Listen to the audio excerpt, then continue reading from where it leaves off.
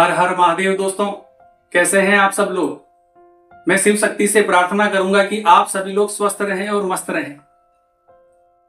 दोस्तों, पिछले कुछ समय से आप में से बहुत से लोगों ने मेरे जो पुराने वीडियो हैं उन पर एक ही सवाल बार बार पूछा है कि गुरुजी, प्रेत बाधा का उपाय बताइए, समाधान बताइए। लेकिन दोस्तों, मैं आपसे एक बात बहुत ही साफ साफ शब्दों में कहना चाहता हूं कि किसी भी प्रेत बाधा का समाधान करने से पहले उसके तत्व को समझना आपके लिए बहुत जरूरी है। जब तक आप ये नहीं जान पाओगे कि वो तत्व किस प्रकार काम कर रहा है, तब तक आप उसे कमजोर भी नहीं कर सकते और ना ही हटा सकते हो।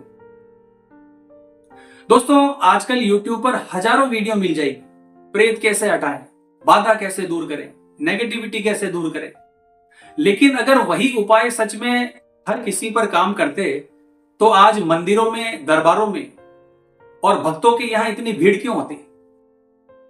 इसलिए दोस्तों, आज की ये वीडियो सिर्फ और सिर्फ एक विषय पर है और वो है प्रेत के तत्व को कैसे समझें, उसे कैसे महसूस करें और उसे कंट्रोल में कैसे लाया जाए और प्रेत का तत्व असल में होता क्या है।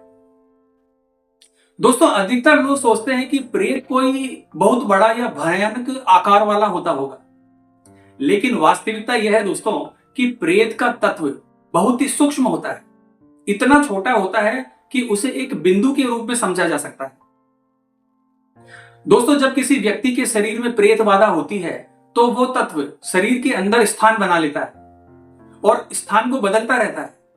और जब भी वो अपनी जगह बदलता है, व्यक्ति को साफ साफ महसूस होता है कि कुछ भीतर है जो हिल रहा है। और यही सबसे महत्वपूर्ण संकेत है दोस्तों। अब सबसे पहले बात करते हैं दोस्तों कि प्रेत शरीर में कहां बैठता है। दोस्तों, अक्सर ये तत्व नाभि के नीचे, कमर के आसपास या जो हमारे प्राइवेट पार्ट्स होते हैं उनके ऊपर अपना स्थान बनाता है। जब ये कंधों की ओर आता है तो भारीपन लगता है, सीने की ओर आगे बढ़ता है तो घबराहट होती है, कमर में हो तो एक तरह का दर्द शुरू हो जाता है और घुटनों में जाए तो चलने फिरने में समस्या आने लगती है। दोस्तों, महिलाओं में यही तत्व पीरियड्स की गड़बड़ी, असहनीय दर्द का कारण बनता है। अब बात करते हैं दोस्तों कि यह पोजीशन कब बदलता है। दोस्तों, हमारे शरीर का संचालन हमारी आत्मा करती है और आत्मा का नियंत्रण मुख्य रूप से मस्तिष्क से होता है। और जब कोई बाहरी तत्व इस नियंत्रण क्षेत्र तक पहुंचने की कोशिश करता है तो व्यक्ति को हाजरी आना, बेहोशी या अजीबोगरीब व्यवहार दिखाई देने लगता है। अब सवाल यह उठता है दोस्तों कि इसे कंट्रोल कैसे करें, इसे काबू में कैसे करें, इसे दूर कैसे करें। दोस्तों, इसका सबसे पहला तरीका है, अगर आपको शरीर के किसी हिस्से में अचानक भारीपन महसूस हो रहा है तो बजरंग बाण का पाठ करें।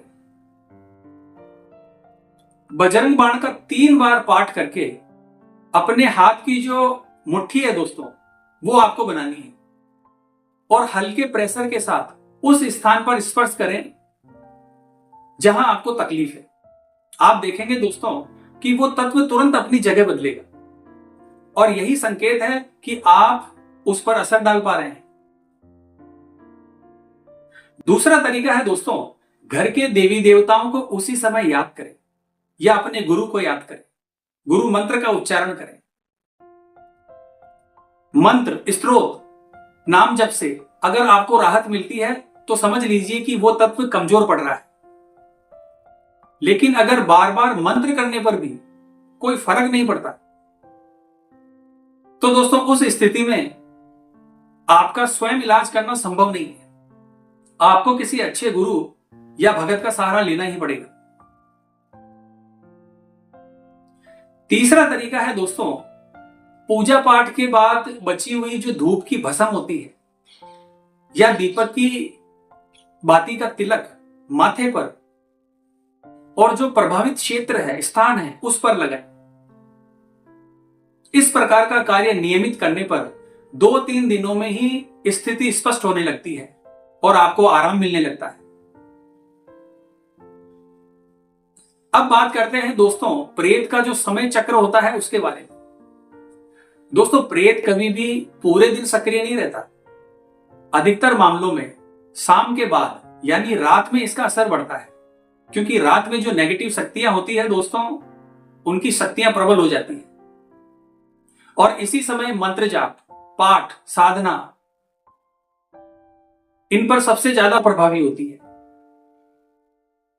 दोस्तों एक बात का हमेशा ध्यान रखना, जब साधना या मंत्र जाप से शुरुआत में परेशानी बढ़े तो आपको घबराना बिल्कुल नहीं है।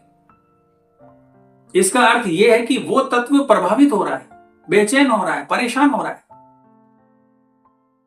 लेकिन अगर कुछ भी करने पर कोई प्रतिक्रिया नहीं होती है तो बाहरी सहायता लेना आपके लिए आवश्यक है दोस्तों। अब बात करते हैं दोस्तों कि प्रेत सबसे पहले कहां पर वार करता है।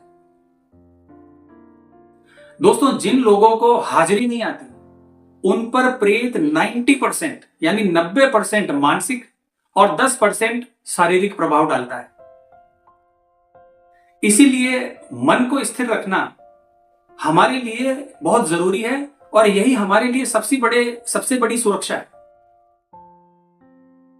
इसके अलावा दोस्तों जो व्यक्ति नशे, वासनाओं या गलत आदतों में डूबा रहता है वो प्रेत तत्व के लिए सबसे आसान शिकार और सबसे आसान लक्ष्य बनता है।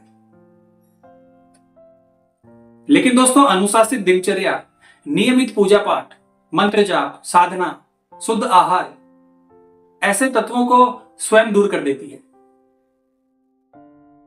दोस्तों जब तक आप प्रेत के व्यवहार को नोटिस नहीं करोगे, उसकी चाल को नहीं समझोगे और अपने आचरण को नहीं बदलोगे, तब तक कोई भी बाहरी इलाज आपके ऊपर स्थायी रूप से कार्य नहीं कर सकता। तो आज की वीडियो में बस इतना ही दोस्तों। वीडियो में दी गई जानकारी अगर आपको अच्छी लगी है तो वीडियो को लाइक और हमारे चैनल को सब्सक्राइब कीजिए। और हाँ दोस्तों, अगर आप हमसे बात करना चाहते हैं या किसी परेशानी से संबंधित कोई उपाय हमसे पूछना चाहते हैं या हमसे कुछ करवाना चाहते हैं, हमसे हेल्प लेना चाहते हैं, तो आप हमसे व्हाट्सएप के माध्यम से संपर्क कर सकते हैं। हमारे कॉन्टैक्ट नंबर वीडियो के डिस्क्रिप्शन बॉक्स में और हमारे चैनल पर दिए गए हैं। तो मिलते हैं दोस्तों इसी प्रकार की अगली वीडियो के माध्यम से। जय मां अम्बे, जय श्री कल्याण।